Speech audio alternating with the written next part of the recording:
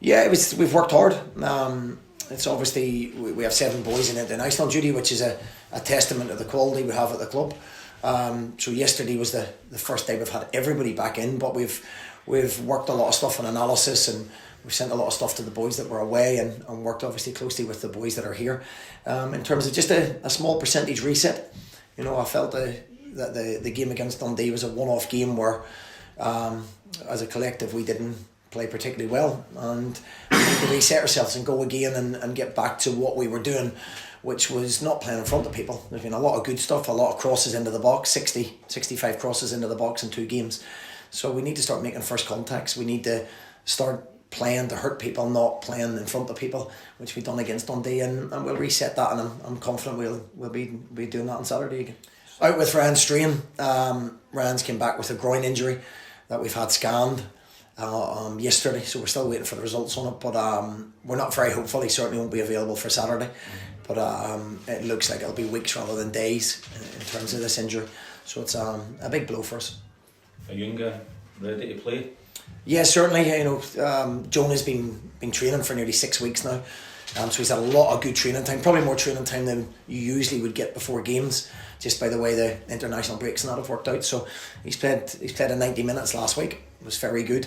Certainly, yeah, he's certainly ready to be involved. At what level or what stage, then we'll decide that in the next 24 hours. We want to get another win under our belt. We've got that potential to do that Saturday.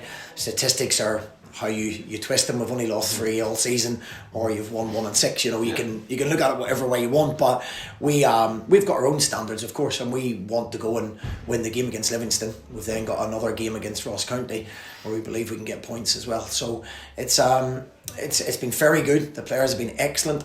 There's when you're doing well, sometimes you get into little habits. I believe we've played in front of people way too much over the last 4 or 5 games. Which correlates maybe to the results. So we need to get back to that. We're still putting a lot of crosses into the box, 65 as I said. We're not getting enough first contacts on those. I didn't use any kind of illness as excuses against Dundee because we lost 2 set plays. Illness doesn't contribute to that. That's just concentration and a desire to win first headers. So as a group, we've spoke about it. The boys are brilliant. They come to me. I acknowledge my mistakes in that as well.